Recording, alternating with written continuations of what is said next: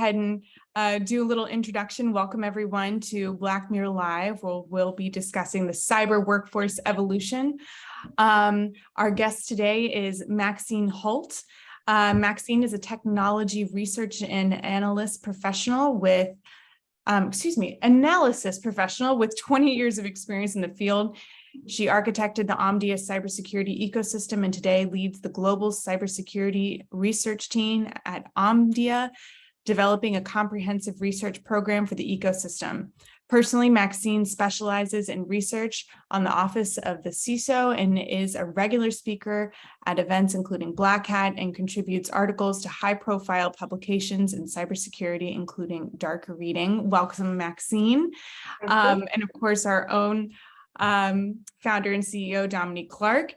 Domini is the CEO of Blackmere Consulting, which she founded in 2011. She leads executive recruitment across a variety of industries with a functional focus on cybersecurity and data science. Under her leadership, the Blackmere team specializes in difficult to fill critical hires, including executive placement, data science, wireless research, and energy-related technical leadership. Welcome, everyone, and thank you for being here. Thank you, Molly. And I want to open this up. This is actually a really pretty unique situation. I actually met Maxine at Black Hat this summer, and our conversations very, very quickly jumped into the need for a solution-focused approach to the cyber talent gap. We hear a huge beating of the drum of the problem, but the solutions are pretty hard to find. And as a research organization, Maxine and Omdia have been working on a piece of research focused on how the industry is actually working to solve the skills challenges. Sometimes it's hiring more, sometimes it's hiring differently, sometimes it's hiring better, sometimes it's not hiring and it's using tools better, differently. This is a really important topic, given some of the reports that are coming out about the burnout rates for cyber professionals. Often the result of this talent gap is that teams are just plain running too lean. They are overworked, and they have an ever-increasing threat landscape that we all know about if you're paying attention to the news even a little bit. Unfortunately, they also suffer from, at times, a lack of resources and funding. So Blackmere partnered with Omdia on this quest for solutions, if you will. And we're here today to discuss the results of the survey that we put out and get some ideas on really how we better support security professionals in their work while we work to solve this long-term problem of talent shortage. And Maxine, I cannot wait to talk with you and dig into this data. So as we work through this, I'm curious, from our original discussions, what have you seen and heard in the industry as it relates to these potential solutions?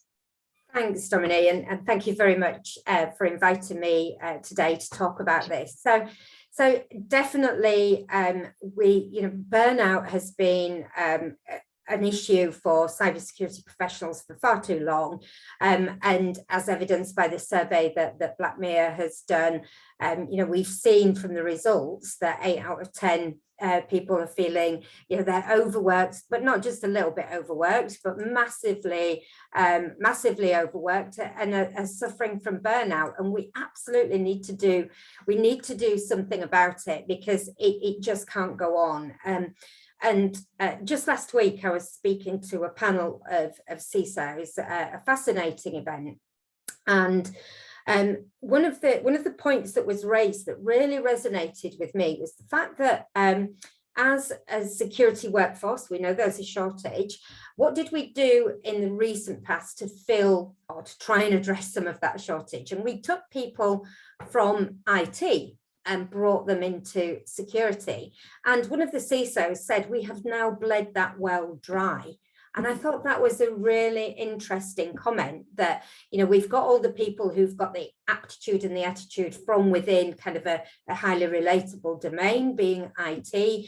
We've pulled them into security, but we can no longer do that because or we have just the kind of the new people that are coming into IT to bring them into security. And so what are we doing with all of those people from IT that we've brought in and the ones that are still there? We're continuing to burn them out. So we need to find better ways of supporting these teams, and we certainly hear from the CISOs that they want to do better with the tools and the capabilities that they've got to support that. They want to use automation. There's so many different ways that they feel as though they can take advantage of what they've already got at their disposal, as well as kind of looking for new people in the workforce as well. So it's kind of a combination. There's no one size fits all, no silver bullet to sort this issue out. Right. And I agree with you wholeheartedly. It has to be a combination. Actually, I'm gonna do a quick screen share, and let's pull up some of this data so that we can talk about it directly.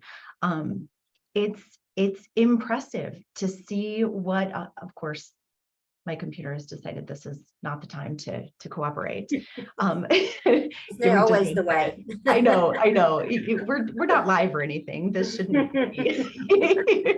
I can share it. Give me just a second. That would be great.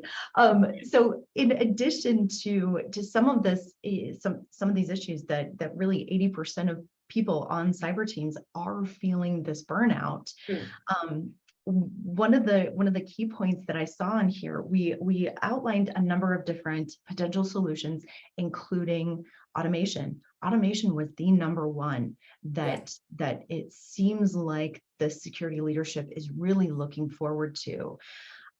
Number two is outsourcing, which I think is curious because frankly, it's a little challenging. Then it's someone else's problem to hire those people. Yeah. It's not that we're not hiring people or dealing with a talent gap.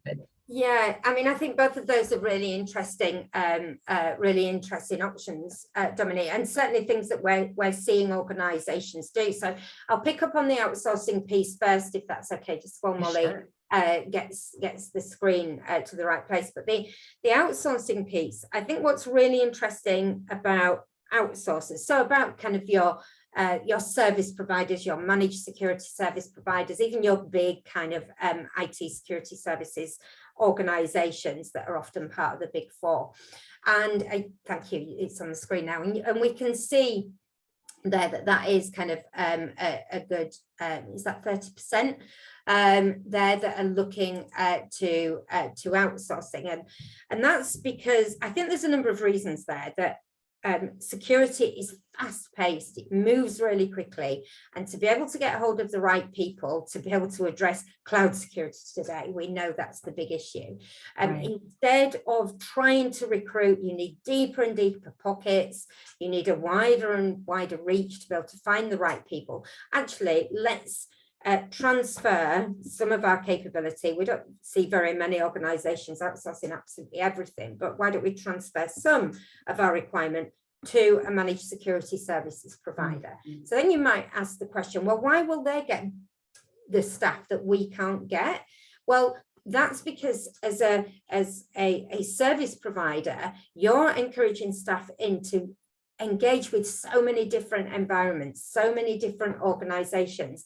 And I've got to be honest, that's got to be a little bit more exciting than just working for one company, doing the same thing for that one company over and over and over again. And I'm not saying, you know, it's always like that, but I think that particularly if you're a kind of new into the workforce cybersecurity professional, you want to gain as much experience as you can from different environments, different backgrounds, different verticals. Verticals are really important these days, whether you're in financial services or whether you're in healthcare or whatever, you know, all of these are really important too. And if you're working in a service provider, you often get exposure to these different verticals too. So I think the outsourcing piece, and we absolutely recognize that at Omdia, and we see more and more of that. And then just kind of to bring on to the automation piece, I think a lot of organizations are already doing automation in security in various ways.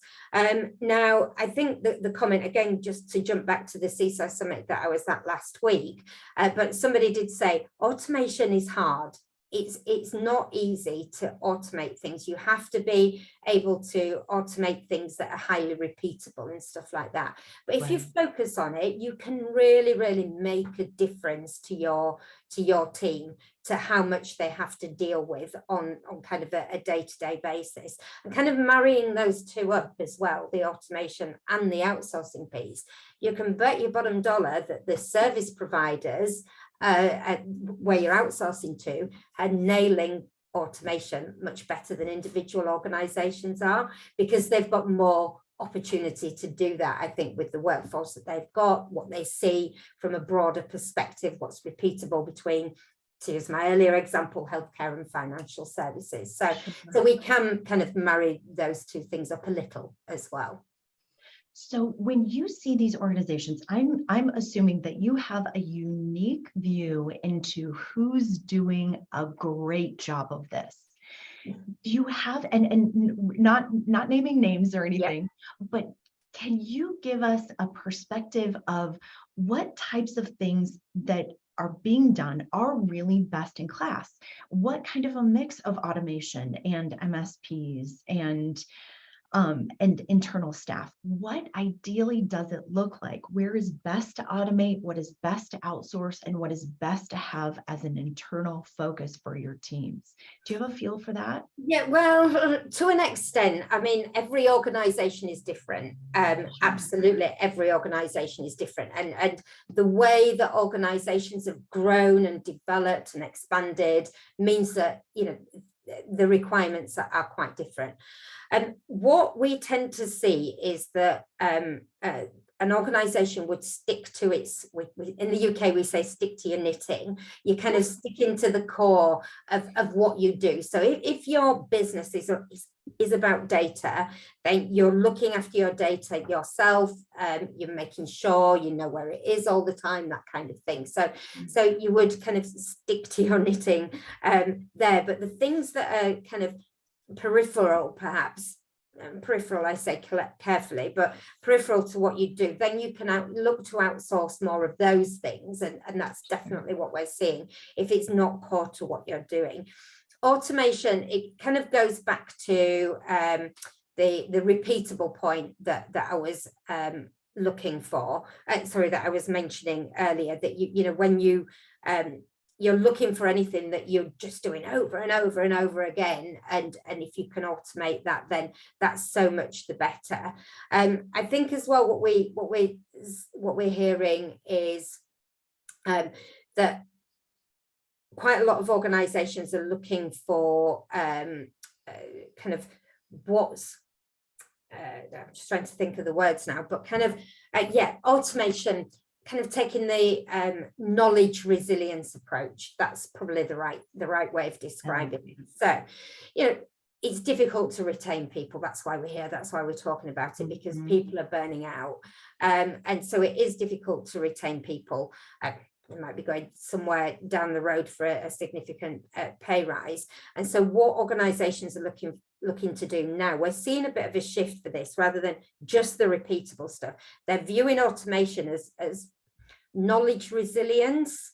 And so the more that they can automate, then the better it is, because they've got their playbooks for then when person A decides that they've had enough, they want to retire, they maybe want to, you know, another job elsewhere, they want to leave the industry, then you've still got those playbooks in place as well. So sorry, that was a very long answer. No, I love that answer. And different ways. In executive search, we have a fair number of places where we automate as well. And it's a point where we can take the abrasion piece off of the artists so they can do their work. The people who are doing the actual work of executive and technical search, there is an art to it, just as there is in cybersecurity. There is so much that needs to be done that is deep thought work, and it gets bogged down with some of those repeatable, more administrative tasks. Automation, I think, I was really glad to see that that was at the top of the list. I think it has the potential to not only take some of the burden off, but also to open up the industry for professionals to do more of the work they're actually excited about. Yeah, they're interested in and they're excited about. But I think we have to be slightly careful with automation as well. And because it isn't all a bed of roses, it's not perfect. So That's right. Automation can do so much, but we have to be able to trust it. And I think as security professionals, we're wary of trusting automation because we don't know what's going on behind the scenes. So we have to be really careful about testing it and kind of approving it and all this kind of thing. And I never see automation as an on or an off button. It's not a 1 or a 0. It is very much kind of a gradual incline. And as the security professionals become more comfortable in whatever that is being automated, then the dial switches up until we're happy that that's an entirely automated process and we can move on to the next one, which is, you know, back to my point earlier about it being hard. It's difficult to do good automation. You have to focus on it. You have to be able to think carefully about what it means, and then you're testing it. Sure. You're testing it to make sure that it actually does what you want it to do. I suppose it's going back to my days as a developer, as they're called now, programmers as they were all those years ago, where you would write a new program and then you would put it, oh sorry, Siri's talking to me, you would write a new program and then you'd run it through all the compilers and testers and have it reviewed and then make sure, and then you'd iron your bugs out and do it again and again and again. And it's that kind of thing, kind of improving the capability of the automation. Well, you can have all the tools and all the technology in the world, but if you don't have people watching it and running it and setting it up, making sure that not only does it work today, but it's going to work tomorrow, the next day, etc. Absolutely. I mean, and I'm always really bang the drum of cybersecurity being about people, process and technology, and people are first on that list as well. The technology is hugely important. We couldn't manage without the cybersecurity technology, and some of the stuff that's out there blows my mind. It's so it's so good and so clever, but we need effective processes in place to support the people as well. So that people are not becoming burned out, they're not becoming disillusioned with what's going on in cybersecurity and how much they're having to do. So we have to remember that automation is not just about the tech; it is that part of that triumvirate, that people, process, and technology combination to make automation work better. Sure. So on the top of that list, and I know that those words on the left are just a little bit small, but that top bar is automation. The second one is outsourcing. There we go. Perfect. The third is increased hours. And increased hours is above increased hiring, which kind of, especially given some of these, the graphic above, that 8 out of 10 are already feeling understaffed and feeling burned out. Getting more hours out of a stressed out and burned out team seems unwise. Counterintuitive, isn't it, really? But I think, it's kind of indicative of what's going on in organizations in general. So if we think back to the pandemic, and I know we don't really want to think back too much to that, but it did really inspire a lot of innovation in organizations. And that's not going away now. I know we're coming out the other side, depending where you are in the world, but in the main, we're out of the other side of the pandemic. Despite the economic slowdown that there is in many parts of the world, innovation is not slowing down. CISOs are still being asked to do more. So what are they going to end up doing? We have new bells and whistles being added to an amazing app that, an organization has, and you think, oh, that's fantastic, let's push that out, but we best tell the CISO about that, and kind of this happens. And so what's the outcome of that? Well, we've got to do this, because if we don't, we're going to lose X customers to our competitors or whatever. What's the immediate answer to that? It's increased hours. So that's just not practical, though, because things are also going to get missed. We know things are going to get missed there. So I think CISOs have such a tough job, because if nothing happens, nobody notices them. And if and if you are breached, then if you are breached, then it's your fault. And I think CISOs probably, and I can't tar everybody with the same brush, but perhaps we should ask CISOs to be more vocal within the business. That they're a partner to the business. They're not just there to secure the organization from security incidents and breaches. You're actually a partner in the business to enable the business to do what it does, and to be able to do what it does with resilience and security, so that you're permanently available, you're doing what your customers are expecting, you're trying to get out ahead of the game, and kind of by being more vocal, then you would hope that you could push the hiring further up the list and push the increased hours down the list. It's not going to happen overnight, but I do think that point is, I completely agree with you, Domini. It needs to switch around, and increased hiring needs to go up there. Now, I'd love to not even see increased hours on this list, to be perfectly honest. Agreed. And given our situation, we get to talk to a lot of CISOs, a lot of security leaders, and that we often talk to them when they're in the spot where they're changing careers, or not as happy as they could be with their current position. And it often is around topics like, I don't feel like that executive leadership is listening. Yeah. I feel like I have so much to say and it's falling on deaf ears. Do you see that changing in organizations? Do you think security is being listened to more? I think it is. Do you know what's driving this, though? I think compliance is driving this. It's a shame that we need compliance to drive this, but I do think that that's where it's at right now. So I'm no compliance expert at all, but I do know in the States, and I'm in the UK, but in the States, that there's the SEC requirement now, with cybersecurity responsibility being on the board. You've got the president's executive order on cybersecurity as well. So all of those things are driving the boards, the executives, to actually think, shoot, I really need to think a bit more about cybersecurity. And a lot of organizations do. They've got fantastic cybersecurity capabilities. They take it really seriously, but unfortunately there's also a lot of organizations that don't take it as seriously as they might do. And that's, the people that you were talking about, Dominique, the people that you were speaking to, that's got to change, because then those organizations are going to struggle even more. So you have to, by definition, they're going to have to change as well.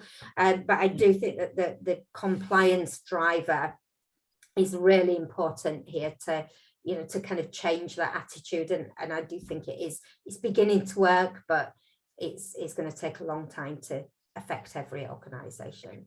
I think that is a very interesting perspective, and I agree with it. What I find curious is that all of the threats in the news, we know this threat is so real. It is so big and so real, and can be so impactful for organizations. That isn't driving it near as much as the compliance piece, what you have to do versus what you should do to protect yourself. Yes, yeah. Just curious. Yeah, well, I think kind of there's still, unfortunately, some of an attitude about, it won't happen to me. It won't happen to my organization. I'm invincible. Yeah. Well, I don't even know if it's the I'm invincible thing. It's kind of the why me thing, why our organization. And my answer to that is always, why not? Why should they not pick your organization, they being any malicious threats that are out there? Oh, and then we've got insider threat on top of that, and your insiders are not always malicious. They can be negligent, they can be accidental. So, I mean, I just think that the why me thing is just not good enough. That needs to change to a why not, because it's back to the point of automation. The malicious actors are very good at automation as well. A lot of their their capabilities are automated, and they're finding things just by scanning, etc., to find holes, etc. So I would say that we really do need to recognize the fact that your organization will be breached. It will have a security incident. We did some research in Omdia when we met Domini at Black Hat, and we'd done some research on security breaches and how many organizations have been breached in the last 12 months, and around 10% said they hadn't, and that was kind of, I don't believe them, quite honestly. They have probably been breached, but they don't know about it. That's right. And then, of course, you got the remainder, which is 90% have, and they knew they had, and that was a significant size survey. So, we really do need to be thinking about that. That's very, very true. Well, and with that, thank you, Molly. You read my mind. So seeing those elements about the hiring, I think that is so low on the list because people are frustrated. They've tried. Frankly, this time to hire, it looks like it's between four plus infinity. Yes, there are a healthy number of positions that are just simply, I know, going unfilled, or just languishing. They are just not able to find the right hires. To your point, they've tapped IT, and we can't grow our own fast enough. I also see some of the folks that are trying to get in early career are having a lot of trouble doing so because teams are overstretched anyway. So to bring the burden of someone new onto the team that needs so much training,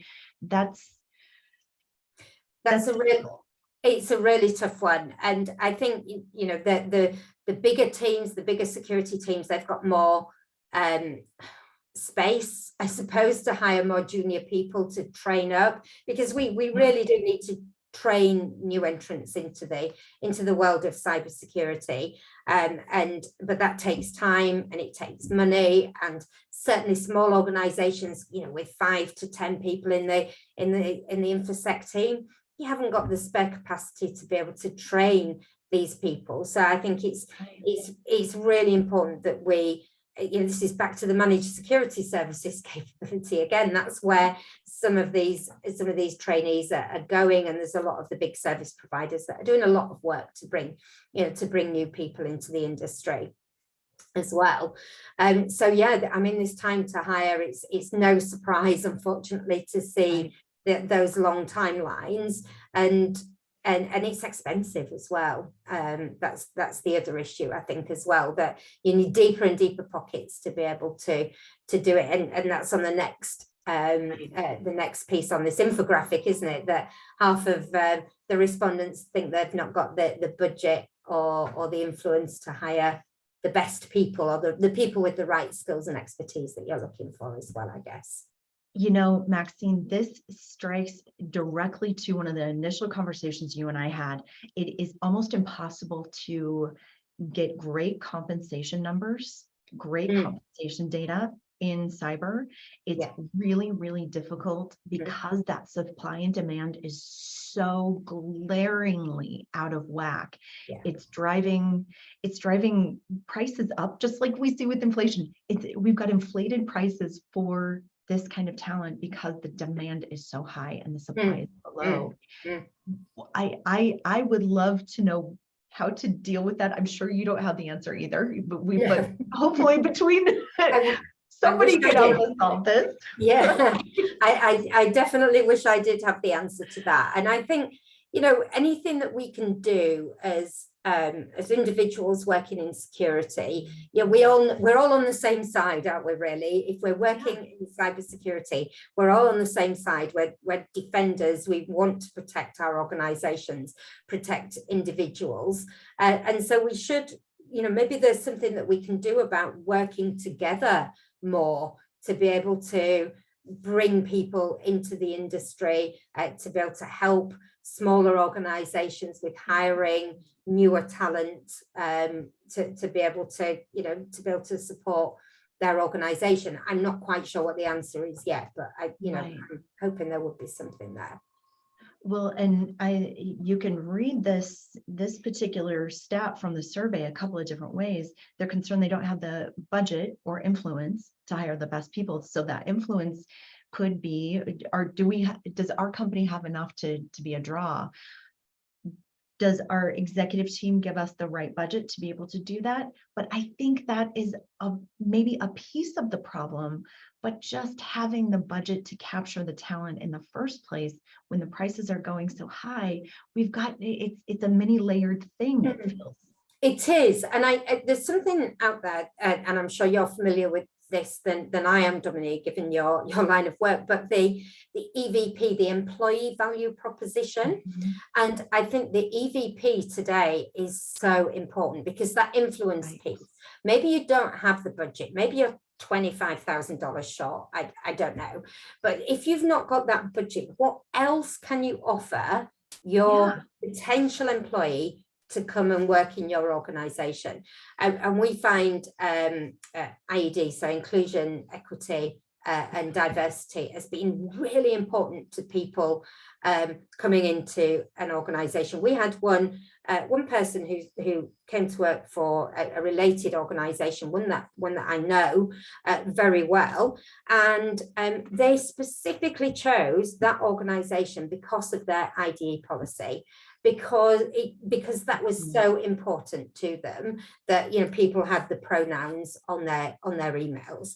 And things like that, it might sound really minor to a hiring manager, but actually these little things all add up to a lot, and they might even add up to $25,000 worth of value for that employee to make the difference between one organization and another. So don't discount the little things, because they're not little to everyone.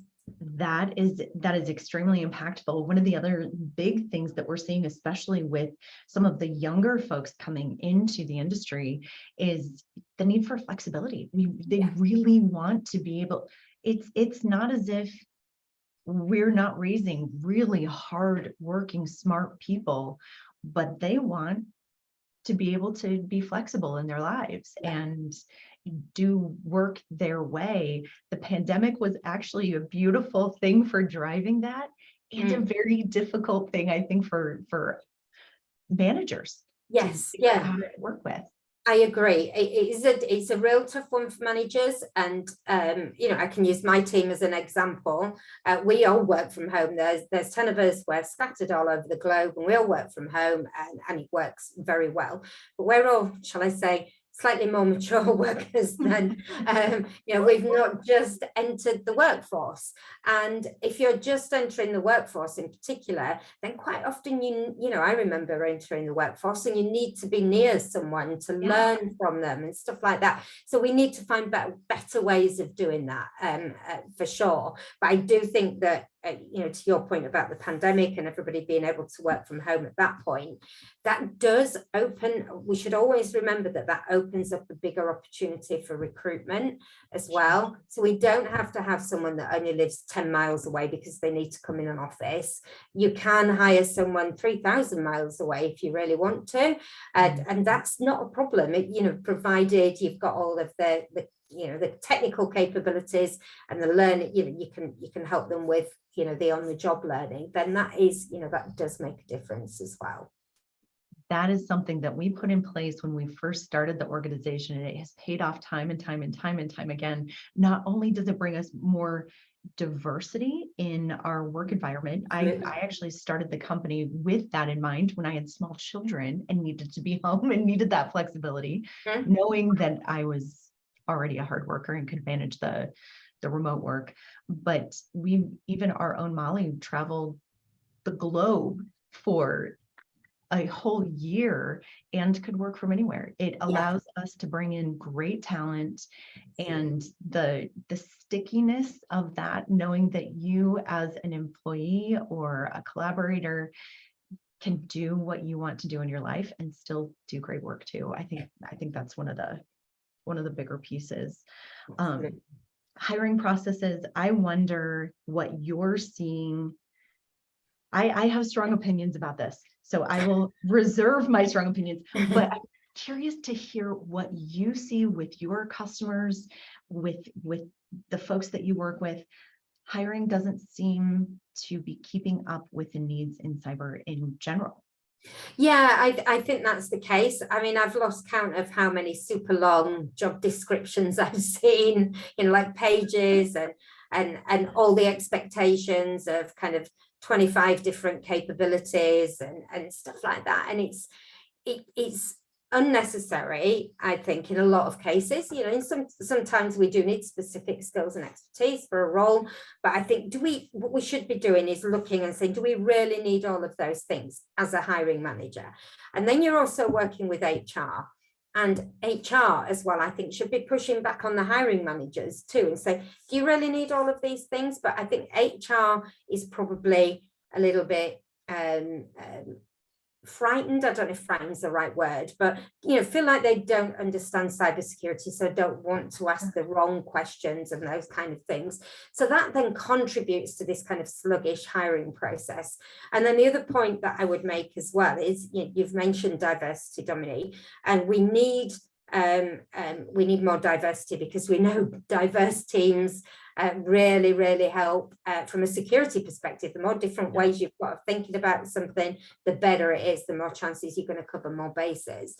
But if you can run your job description, your job ad through a gender decoder, and then you pick out all of the words that are male dominated, all of the words that are female dominated, then and kind of try and tidy that up a bit. And I know it's not completely feasible to have absolutely neutral job descriptions, but you can really improve them, and that's going to improve the number of people that are going to apply to the roles. Remembering that men will typically, not every time, but men will typically apply for a job that they feel they've got about 60% capability in, whereas women need at least 90%.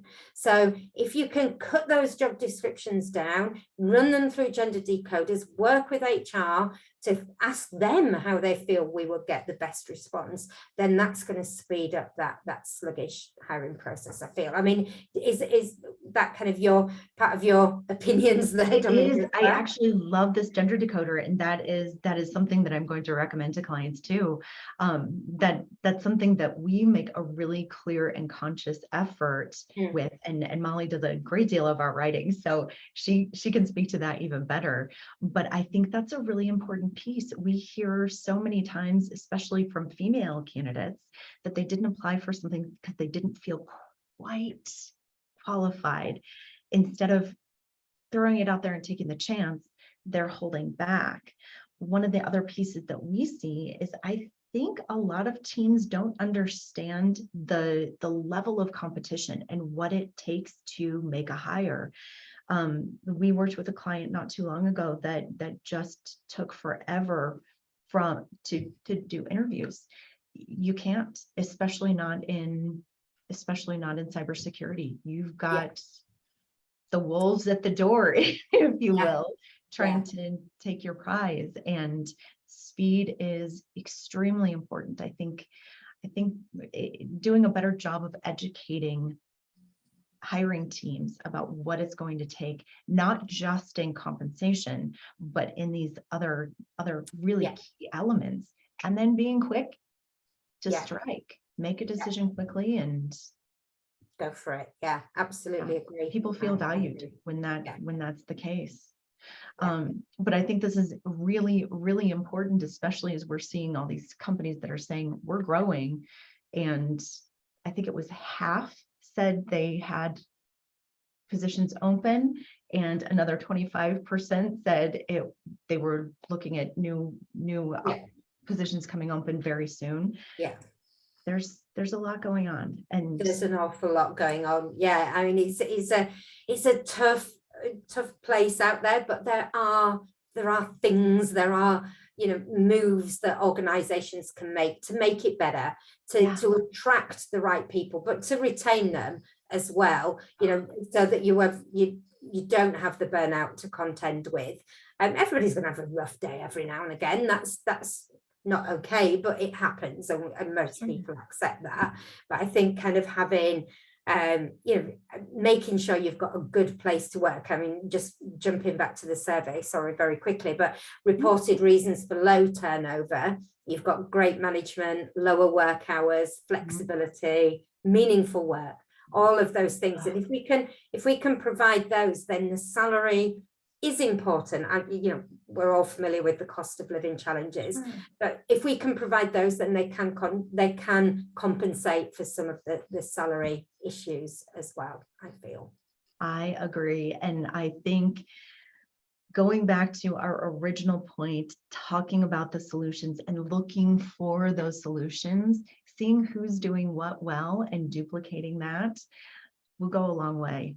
We can't solve the problem overnight, but I think being mindful of the fact that there are some solutions out there and nipping at it one piece in one area at a time is really important. I agree.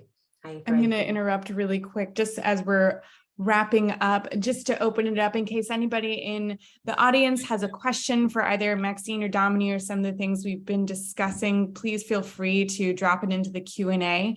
And also just Maxine, I loved what you said about don't discount the small things because they're not small for everyone. I feel like that just encapsulates everything that we need to be focusing on in order to draw great people to, you know, specific situations, like, and it also provides that autonomy to workers.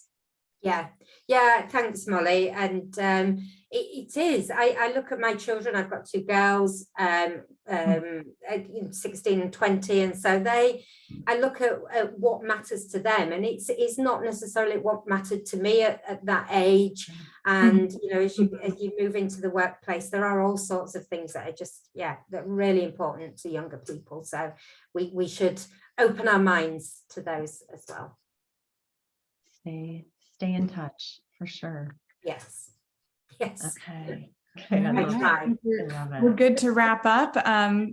Thank you everyone so much for attending. Maxine, thank you so much for joining us. This has been a great conversation. And Domini, also thank you as ever. Anyone, if you have any further questions? Oh, we do have one. We do have one. And Is there a primary reason young minds are not attracted to our career field the same way they are to legal, business, medicine, engineering, etc.? I'll make a start on that because I've got a real bee in my bonnet about this one, which is I was at hairdressers a long time ago, and I just sat there working away, minding my own business, and I listened to the lady next to me chatting to the hairdresser, and she was saying that her daughter wanted a career in cybersecurity. She'd asked at school about it. She'd even researched how far it was to get to the NCSC in the UK, the National Cybersecurity Centre in the UK, to go and work there. And her teacher said, sorry, I don't know anything about it.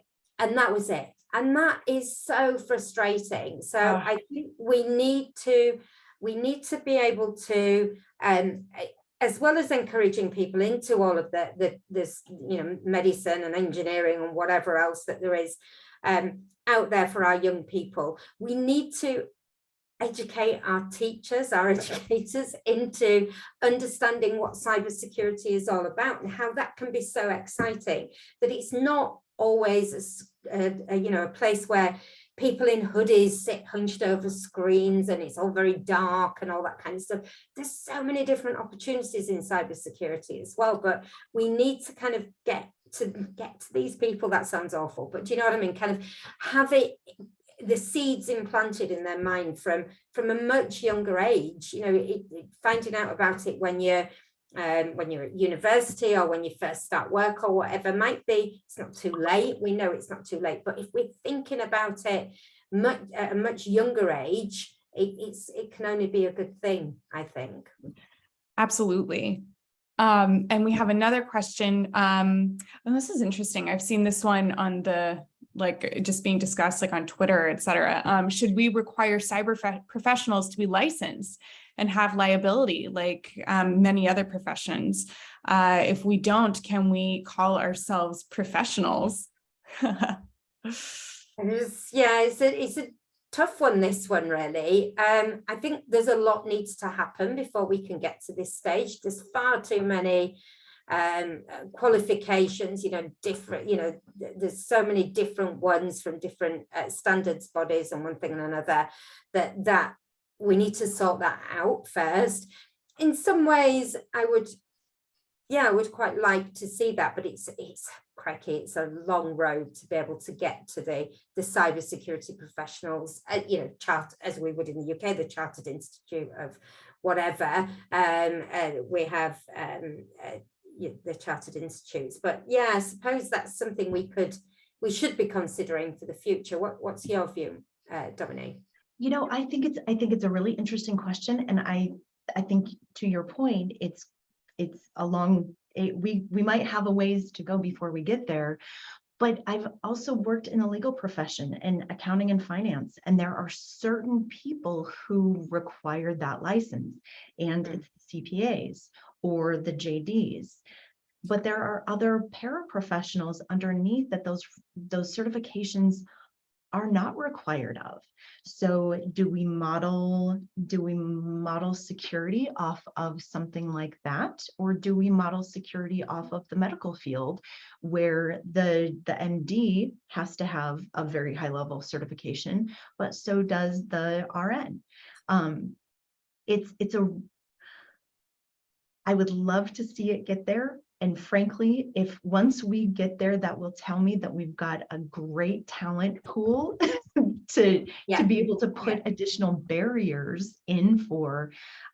My biggest fear is that we don't have enough people interested already to throw another roadblock in front of them. That's not a good excuse.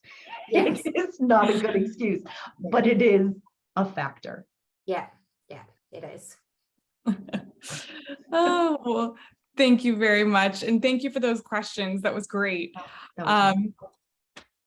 All right. Well, everyone have a wonderful morning, afternoon, midday, where I am, wherever you are in the world. And thank you so much for joining us. And we hope that you are available to come be with us next time. And thank you, Maxine. This was fantastic. Thank you, Dominic. Thank you, Molly. Much Thanks, appreciated. Maxine. Thanks. Bye, Bye. everyone. Bye-bye. Bye.